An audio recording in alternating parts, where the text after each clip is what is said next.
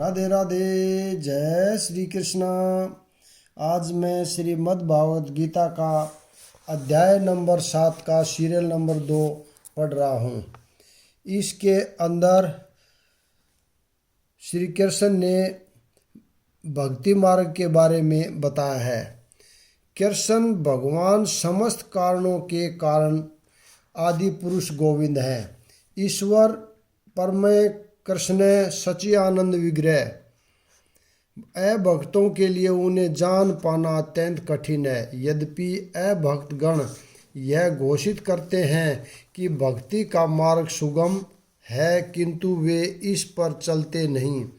यदि भक्ति मार्ग इतना सुगम है जितना अभक्तगण कहते हैं, तो फिर वे कठिन मार्ग को क्यों ग्रहण करते हैं? वास्तव में भक्ति मार्ग सुगम नहीं है। भक्ति के ज्ञान से हीन अनाधिकारी लोगों द्वारा ग्रहण किया जाने वाला तथाकथित भक्ति मार्ग भले ही सुगम हो, किंतु जब विधि विधानों के अनुसार दृढ़तापूर्वक इसका अभ्यास किया जाता है तो मीमांसक तथा दार्शनिक इस मार्ग से च्युत क्यों हो जाते हैं? श्रील रूप गोस्वामी अपनी कृति भक्ति सामृत सिंधु में लिखते हैं, वह भगवत भक्ति जो उपनिषदों, पुराणों तथा नारद पंचरात्र जैसे प्रमाणिक वैदिक ग्रंथों की अवहेलना करती है, समाज में व्यर्थ ही अव्यवस्था फैलाने वाली है। ब्रह्मवेता निर्विशेषवादी या परमात्मवेता योगी भगवान श्री कृष्ण को यशोदा नंदन या पार्थसारथी के रूप में कभी नहीं समझ सकते। कभी कभी बड़े बड़े देवता भी कृष्ण के विषय में भ्रमित हो जाते हैं।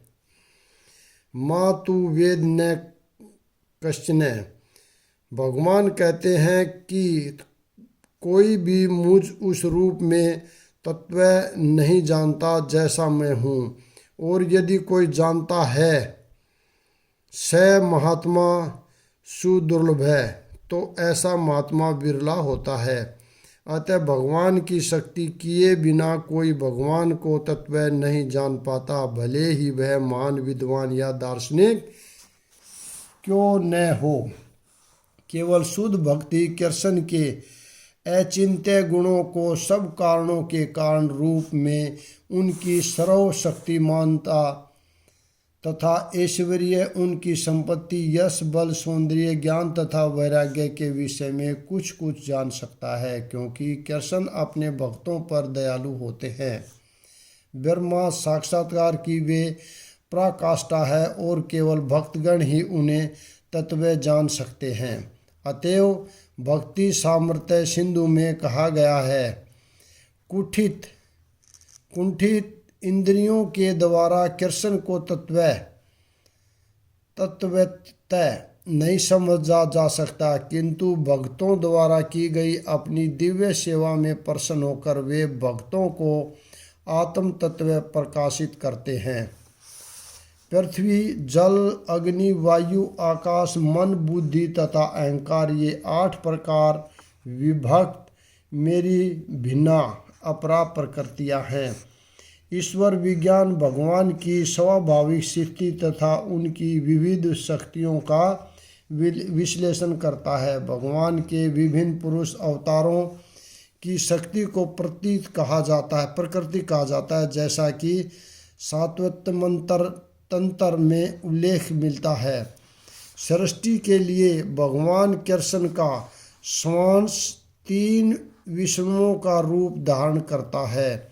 पहले महाविष्णु है जो संपूर्ण भौतिक शक्ति महत्त्व को उत्पन्न करते हैं। द्वितीय गर्भोदकाशी विष्णु है जो समस्त ब्रह्मांडों में प्रविष्ट होकर उनमें विविधता उत्पन्न करते हैं।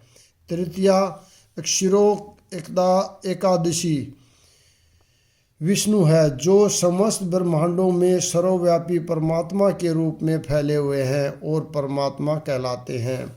वे प्रत्येक परमाणु तक के भीतर उपस्थित है।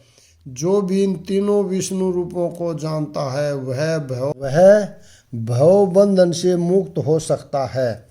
यह भौतिक जगत भगवान की शक्तियों में से एक का अक्षणिक प्राकट्य है। इस जगत की सारी क्रियाएं भगवान कृष्ण के इन तीनों विष्णु अंशों द्वारा निर्देशित हैं। ये पुरुष अवतार कहलाते हैं। सामान्य रूप से जो व्यक्ति ईश्वर तत्व कृष्ण को नहीं जानता वह यह मान लेता है कि यह संसार जीवों के भोग के लिए है और सारे जीव पुरुष हैं, भौतिक शक्ति के कारण नियंता तथा भोक्ता है। भगवत गीता के अनुसार यह नास्तिक निष्कर्ष झूठा है। प्रस्तुत श्लोक में कृष्ण को इस जगत का आदि कारण माना गया है। श्रीमद् भागवत से भी इसकी पुष्टि होती है। भगवान की पैतृक शक्तियाँ इस भौतिक जगत के घटक हैं। यहाँ तक कि निर्विशेषवादियों का चरम लक्ष्य ब्रह्मा ज्योति भी एक आध्यात्मिक शक्ति है जो परव्योम में प्रकट होती है। ब्रह्मा ज्योति में वैसी ही भिन्नताएं नहीं है जैसी कि वैकुंठ लोकों में है। फिर भी निर्विशेषवादी इस ब्रह्मा ज्योति को चरम शाश्वत लक्ष्य स्वीकार करते हैं। परमात्मा की अभिव्यक्ति भी शिरो एकाशाही विष्णु का एक अक्षणिक सर्वव्यापी पक्ष है। आध्यात्मिक जगत में परमात्मा की अभिव्यक्ति शाश्वत नहीं होती।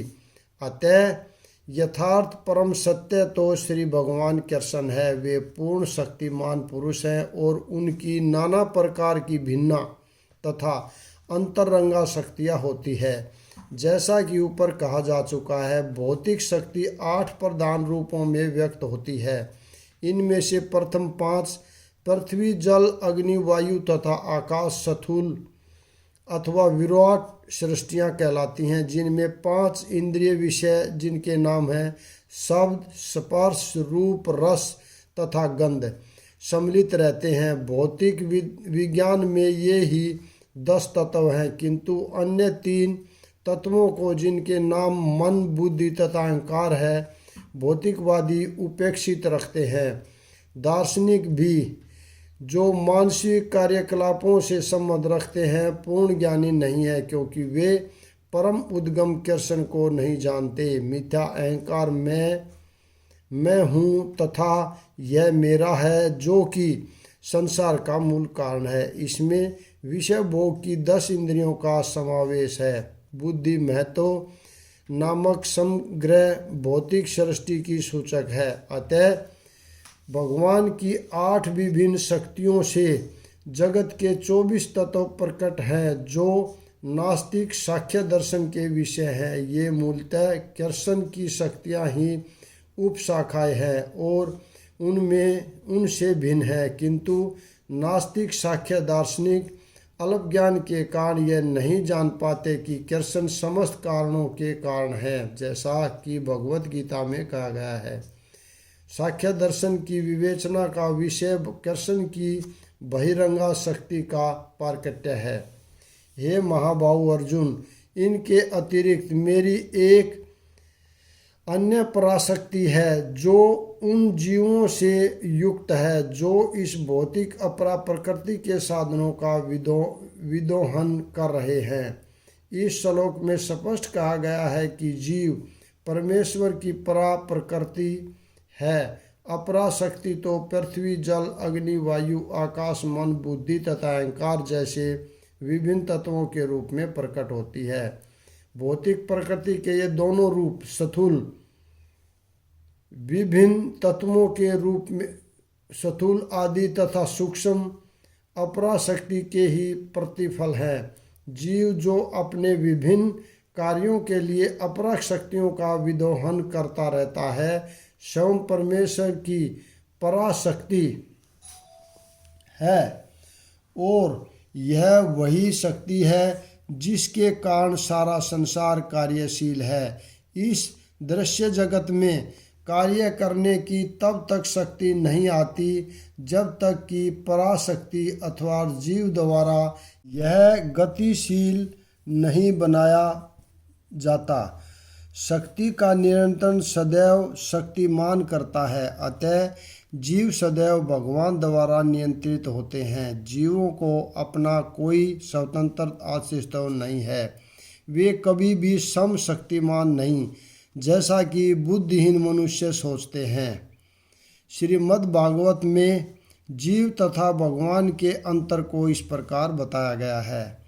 हे परम शाश्वत, यदि सारे देहधारी जीव आप ही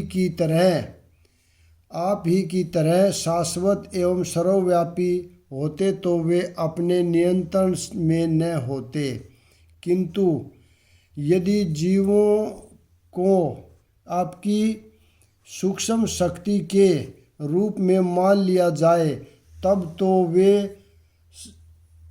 सभी आपके परम नियंत्रण में आ जाते हैं। अतः वास्तविक मुक्ति तो आपकी शरण में जाना है और इस शरणागति से वे सुखी होंगे। उस स्वरूप में ही वे नियंता बन सकते हैं। अतः अल्पज्ञ पुरुष जो अद्वैतवाद के पक्षधर हैं और इस सिद्धांत का प्रचार करते हैं कि भगवान और जीव सभी प्रकार से एक दूसरे के समान हैं, वास्तव में वे प्रदूषित मत द्वारा निर्देशित होते हैं। परमेश्वर कृष्ण ही एकमात्र नियंता है और सारे जीव उन्हीं के द्वारा नियंत्रित हैं। सारे जीव उनकी पराशक्ति हैं, क्योंकि उनके गुण परमेश्वर के समान है, किंतु वे शक्ति की मात्रा के विषय में कभी भी समान नहीं हैं। स्थूल तथा सूक्ष्म अपराशक्ति का उपभोग करते हुए पराशक्ति को अपने वास्तविक मन तथा बुद्धि की विस्मृति हो जाती है। इस विस्मृति का कारण जीव पर जड़ प्रकृति का प्रभाव है, किंतु जब जीव माया के बंधन से मुक्त हो जाता है तो उसे मुक्ति पद प्राप्त होता है। माया के प्रभाव में आकर अहंकार सोचता है मैं ही पदार्थ हूँ और सारी भौतिक उपलब्धि मेरी है। जब वह सारे भौतिक विचारों से, जिनमें भगवान के साथ तादात्म्य भी सम्मिलित है, मुक्त हो जाता है तो उसे वास्तविक स्थिति प्राप्त होती है। अतः यह निष्कर्ष निकाला जा सकता है कि गीता जीव को कृष्ण की अनेक शक्तियों में से एक मानती है और जब यह शक्ति भौतिक कल्मश से मुक्त हो जाती है तो यह पूर्णतः कृष्ण भावना भावित या बंधन मुक्त हो जाती है। सारे प्राणियों का उद्गम इन दोनों शक्तियों में है।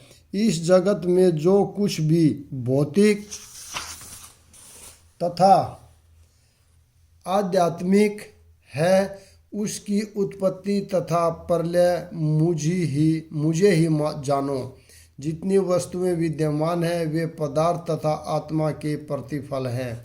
आत्मा सृष्टि का मूल क्षेत्र है और पदार्थ आत्मा द्वारा उत्पन्न किया जाता है। भौतिक विकास की किसी भी अवस्था में आत्मा की उत्पत्ति नहीं होती, अपितु यह भौतिक जगत आध्यात्मिक शक्ति के आधार पर ही प्रकट होता है।